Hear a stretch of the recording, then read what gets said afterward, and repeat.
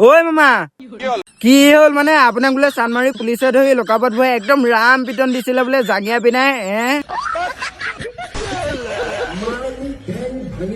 হেই মামা আপুনি মোকহে বেয়া পালে, মই নাই কোৱা নহয়, খালি ঠেং ভাঙিম কৈ থাকিব। অখিল গগৈ কৈছে, অখিল দা কৈছেতো কৈছে মামা, গোটেই মিটিঙৰ ৰাজহুৱা মিটিঙত মানুহৰ আগত চিঞৰি কৈছে, গোটেই ঘিলানি মানুহৰ আগত। চাওকচোন মামা। আছে, চাই লওক, আপুনি নিজে চাই লওক। চানমাৰি পুলিচে ধৰি আপোনাক লকআপত ভৰাই চব কানি কাপোৰ খুলি আণ্ডাৰ পেণ্ট পিন্ধাই এনেকৈ ৰাম পিটন দিলে আপোনাৰ মনত আছে নে নাই বুলি ক'লো। দেখিলে এতিয়া মামা?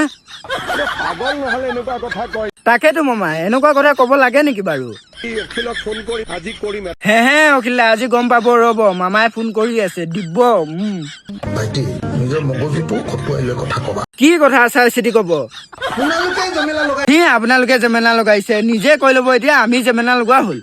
আপোনালোকে আমাৰ ভিতৰত কাজিয়াটো লগাব। গোটেই পৃথিৱীৰ মানুহখিনিৰ আগত গাই থাকিব, লাষ্টত গৈ মুখে কব মইহে কাজিয়াখন লগাইছো এহেঁতৰ মাজত।